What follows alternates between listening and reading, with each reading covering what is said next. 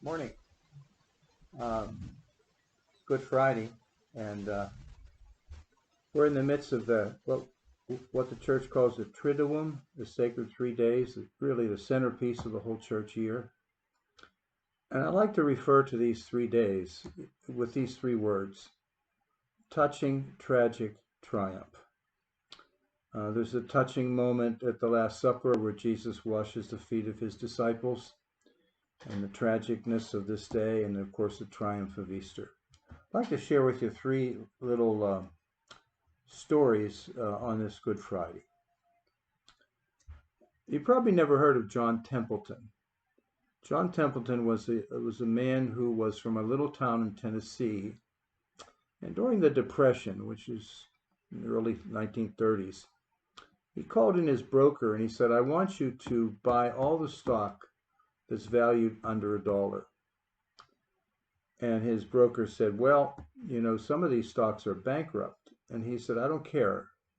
I want you to buy all the stocks valued under $1, bankrupt or not." And so he did. And when the U.S. economy took off after Second World War, he became a millionaire. And that's a little story of what Jesus is asking us to do, because we live in a culture where there's a lot of values that are worth less than $1, and a lot of values that are bankrupt. And Jesus asks us to buy stock in those values that are bankrupt by our culture or not valued. We're asked to take stock in forgiveness and in chastity and in integrity, and buy stock in being selfless, and buy stock in serving the needs of others. These are all stocks that the culture in which we live often undervalues. And Jesus says, buy stock in those, because if you do that, like John Templeton, you will become a millionaire, a spiritual millionaire. Secondly, there is a famous painting that depicts the Last Judgment, and it's when evil has been vanquished and Jesus' victory is assured. And it's a scene in heaven where all of the saints, all of those that made it, are feasting and singing and having such a good time. And Jesus is not there. He's standing at the gates of paradise, and he's kind of looking sad. And Peter comes over to him and says, "Lord, why aren't you with us? Why are you so sad?" And he says, "I'm waiting for Judas." That's something we need to keep in mind, because we're all like Judas. So many times we have betrayed God with our actions or non-actions. And yet he stands at the door, always waiting for us to return. He doesn't love us more when we do something good. He doesn't love us less when we do something bad. He just loves us. He's just pure mercy. And he stands at the door of our hearts, waiting for us to return. I'm waiting for Judas. I'm waiting for you. Another story involving Peter, it's kind of a legend that seems that um, Nero, the emperor of Rome, began to persecute Christians. It was the first really systematic persecution. And he fed Christians to the wild beasts. He crucified them in image of Jesus. He lit them on fire and had them as torches in his garden. And Peter was living in Rome at that time, and he fled. He fled out of Rome. And as he was going out of Rome, he saw Jesus coming the other way.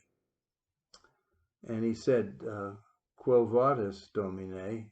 which is, "Where are you going, Lord?" And Jesus says, "I am going back to Rome to be crucified again."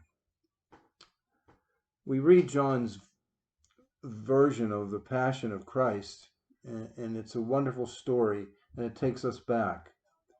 But we must always remember that it's a present moment. Christ is being crucified every day, all the time. Just have a list of examples. When innocent people in Ukraine are murdered, injured, or forced to leave their homes because an evil man in Russia wants power, Christ is crucified today. When someone is sexually abused by a priest or a member of the family or a perfect stranger, Christ is crucified today.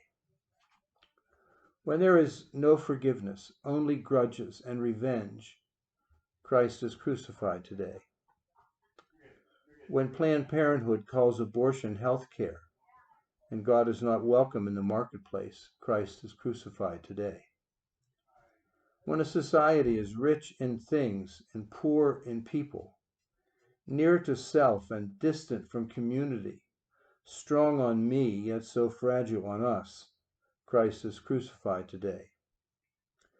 When responsibility for one's actions and respect for others and fairness and integrity are values that are missing, Christ is crucified today. And when drug dealers and human traffickers benefit from the suffering and death of others, Jesus is crucified today.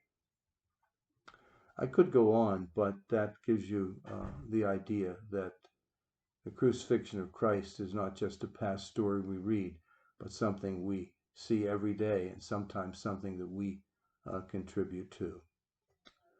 So I bless you on this day of tragedy, but remember we're headed for the triumph. It's touching, tragic, and triumph. Happy Easter, everybody.